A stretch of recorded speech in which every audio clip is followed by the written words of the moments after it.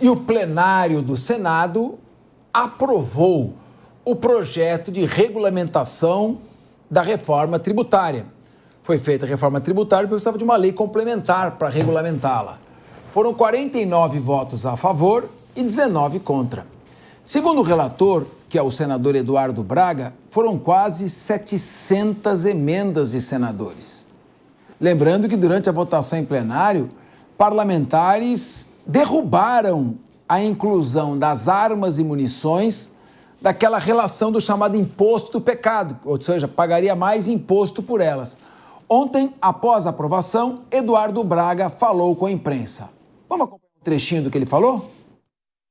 Eu me sinto com dever cumprido e entregando à Câmara dos Deputados agora ao presidente Arthur Lira e às lideranças. Estava inclusive no plenário e eu quero aqui agradecer ao deputado Reginaldo e ao deputado Aguinaldo, que foram relatores na Câmara e que acompanharam tudo hoje no plenário, tiveram conhecimento de tudo o que aconteceu para que possam informar o presidente Arthur Lira e assim a parceria entre Senado e Câmara possa estar ajudando a Câmara a votar, se Deus quiser, na semana que vem, esse texto. A questão é a seguinte, o Senado aprovou o projeto que veio da Câmara, mas aprovou com mudanças. Então agora o projeto volta para a Câmara para ela confirmar essas mudanças ou derrubá-las. Entre elas, por exemplo, a retirada dos refrigerantes e das armas e munições dessa relação que pagaria mais imposto. Meu querido Rodolfo Maris, grande amigo Rodolfo Maris, você sabe quanto que o PIB brasileiro depende dos serviços e bens? 77%. E você sabe que com essa reforma nós vamos pagar mais de 28% de imposto sobre bens e serviços? Então, será que vai dar certo isso aqui? Will it work? Yeah. Don't forget that it's the economy, stupid.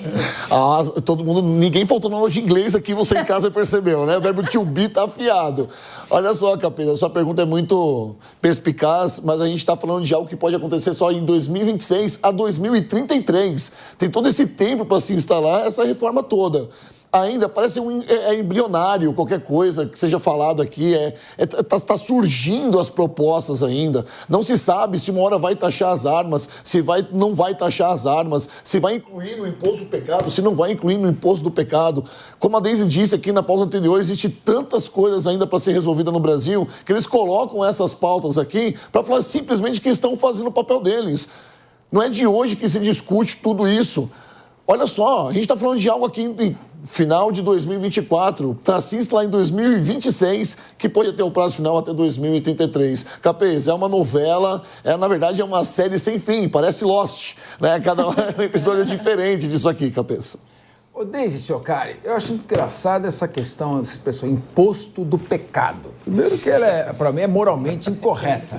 Então, moralizante, misturando economia com essa questão. Porque imagine que você vai tributar os refrigerantes, os sorvetes ou produtos que têm intensa caloria. Ao tributar, você está impactando toda uma cadeia econômica de produção, de geração de emprego, de investimentos, de aquisição de maquinário. Isso mexe com toda a economia. Então, me parece um raciocínio um pouco primário esse de estabelecer padrões morais misturando com a questão econômica e tributária. O que você acha dessa reforma? A regulamentação ainda vai para a Câmara para ser aprovada ou não, aprovada com as mudanças ou sem as mudanças? Ficamos nesse período de incerteza. E agora não dá mais para ficar falando dos Yanomamis.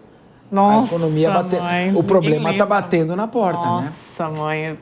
Nossa, essa questão dos índios aí foi a primeira pauta do governo.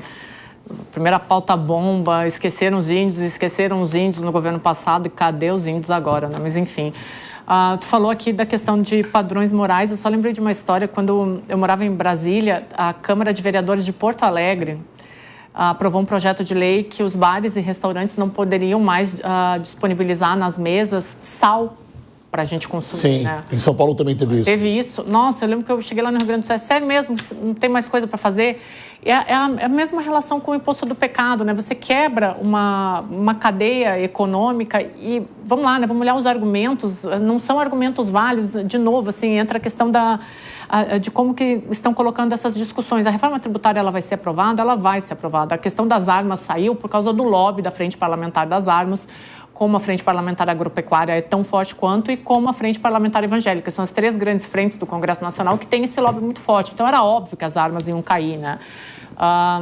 Mas eu acho que o problema maior da reforma tributária ela me parece, eu tenho falado muito sobre isso, ela me parece muito mais um Frankenstein, porque como que você vai fazer uma reforma tributária? Ok, ela é necessária, ela é urgente, mas a gente tem outros problemas que deveriam ser discutidos com ela, que passam assim à margem da discussão. Por exemplo, a reforma administrativa. Tá bom, você vai fazer uma reforma tributária e não vai fazer a reforma administrativa com o Estado obeso, inchado e ineficiente do jeito que a gente tem.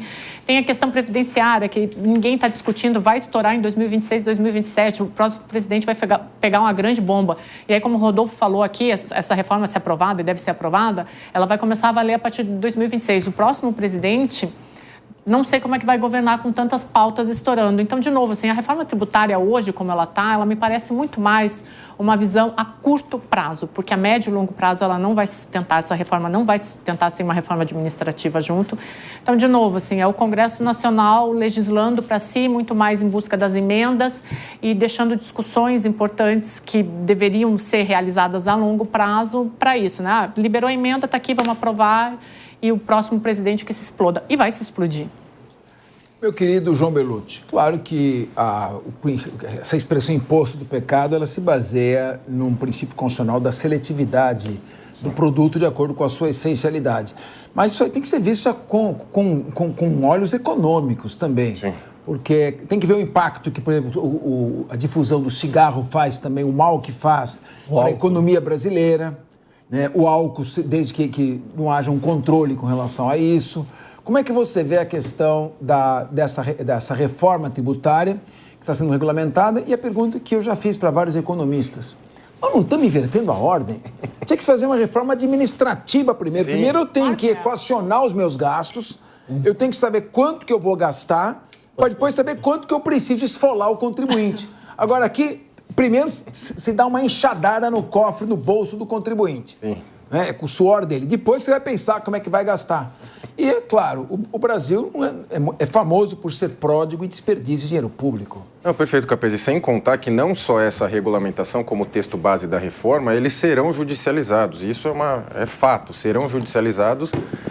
Hoje, como o Supremo é bastante criativo, vamos colocar assim, não só decide o que lhe é proposto, como cria novas histórias. Então, pode ser que essa reforma Frankenstein ainda seja ela piorada.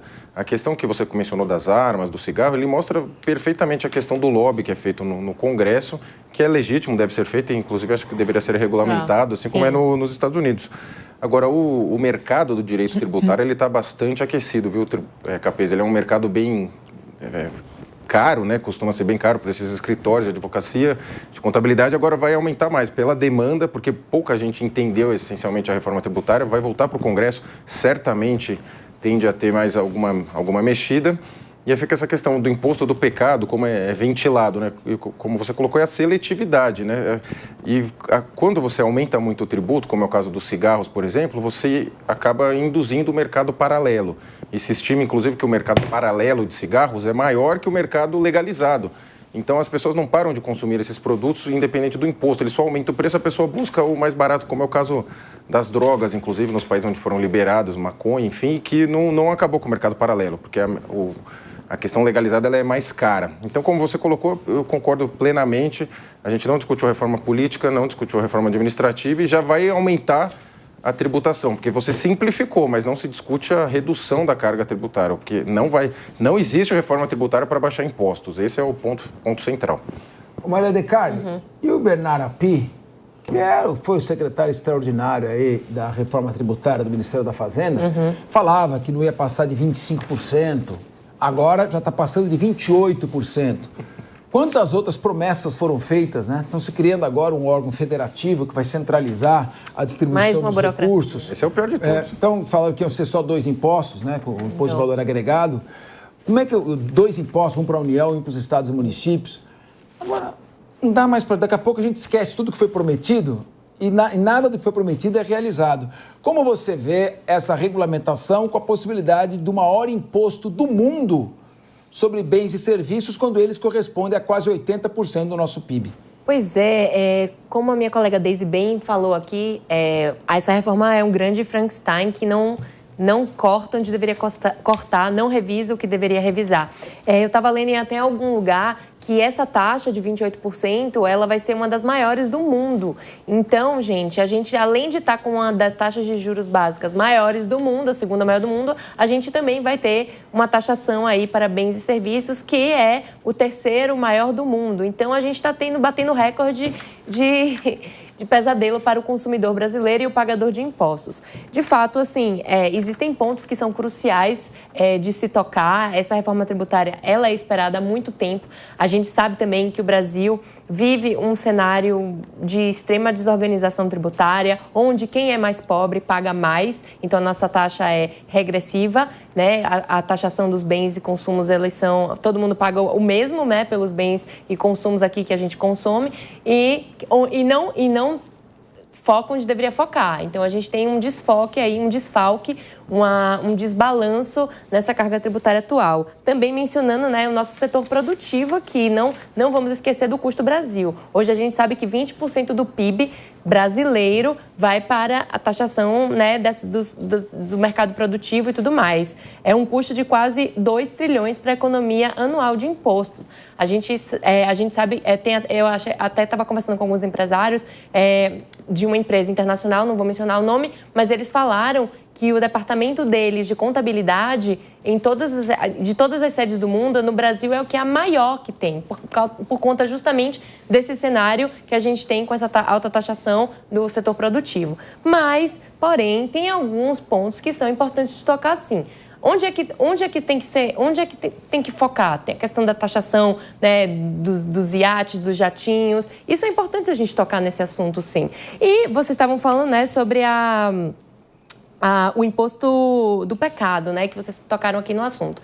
Eu acho que isso é bem visto, sim. A gente vive numa plutocracia, como o meu amigo João mencionou aqui, os lobbies, eles deveriam, né, um outro debate, né, deveriam, de fato, funcionar de maneira eficiente aqui no Brasil. Eles ainda estão na ilegalidade, mas a gente sabe que acontece lá em Brasília, se batem nos gabinetes e são eles que conseguem, de fato, triunfar, porque eles fazem o trabalho deles, como eles devem fazer, e a gente fica aí perdendo nesse aspecto. Então, a gente tem, né, no Brasil uma plutocracia, porque quem tem dinheiro consegue defender os seus interesses com a política. Mas é importante tocar nessa questão dos impostos do pecado, porque tem uns pontos que, gente, é crucial a gente melhorar na nossa economia. A questão do cigarro, eu acho que a questão das bebidas açucaradas e os produtos industrializados, eles deveriam realmente, eles não fazem bem à saúde. Quem consome são as crianças, as próximas gerações que estão aí. A gente vai ter um país de obeso, a gente já está chegando lá, e é importante, sim, trazer esse debate à tona e um olhar atento para isso, senão... Bom, a gente tem que aguardar o que vem por aí. Tem esse Conselho Federativo que vai concentrar toda a arrecadação dos impostos sobre bens e serviços em todo o país. E o que vai se decidir nessa distribuição é a maioria absoluta dos estados. Então, isso pode prejudicar os estados da região sul e sudeste. Vai dar muito problema, muito pano para manga ainda. Vai ser não é uma guerra fiscal, mas vai ser uma guerra política, fratricida entre estes estados, as unidades da federação. E ainda essa questão do imposto aí sobre o chamado imposto do pecado, que, no final das contas, criar um trem da alegria de isenções fiscais que vai fazer com que tenhamos o maior imposto sobre bens e serviços do mundo, num país que depende quase que 80% da sua economia dos bens e serviços.